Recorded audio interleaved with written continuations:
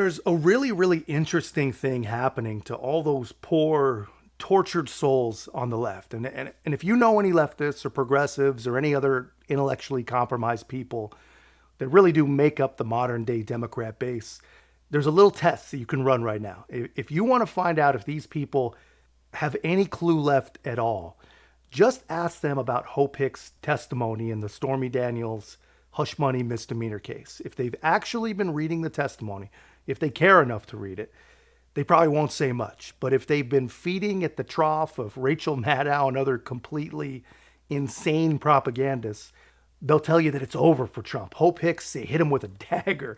And they believe it. These people believe it in their bones. But if you just ask them why, just say, wow, what did she say? You're not going to get much. Sort of effort to tie Hope Hicks crying to some specific motive, some specific thing that she testified about. I don't buy that. I've seen plenty of people take the stand in a courtroom. Testifying is scary. It's emotional. She's sitting there in front of a person who she respected and admired, who she sort of grew up under, became a professional under. It's a dramatic moment. And if you look at the actual moment in the transcript where it says she starts crying, there's nothing much going on. She's not being berated by either side. Right now. Yes, please. Let me go to the transcript. So first, the very end of her direct examination, put it up on the screen, quote, and I think Mr. Trump's opinion was it was better to be dealing with it now and that it would have been bad to have that story come out before the election. Thank you. No further questions. Prosecution feels good, right, Ellie? On that point, they thought they have Hope Hicks connecting the payment in the mind of Donald Trump, maybe, to the election. Quick reaction on that.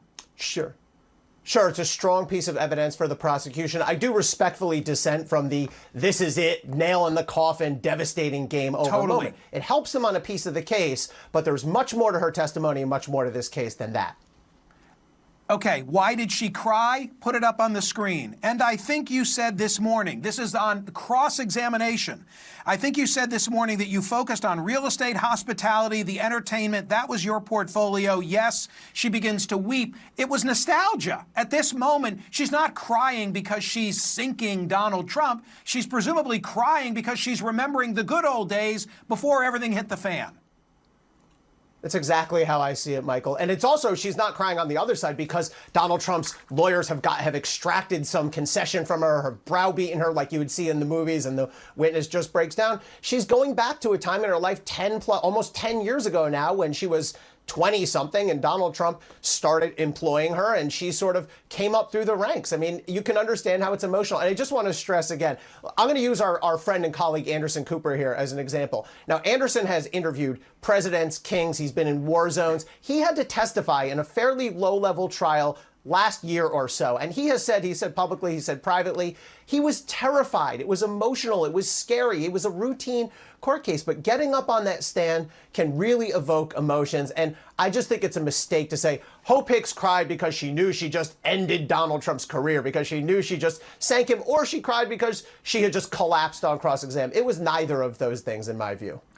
So this is where we're at for these people, right? Hope Hicks did not want to be there. Nobody wants to be there. I think maybe somebody. I think the only person who really wants to be there is going to be Michael Cohen, which I think really does lend a lot of credence to the belief that he's just a bitter old scam artist who really does have an axe to grind against Donald Trump. But how about this Ellie Honig man from CNN? I don't know what this guy is doing on CNN.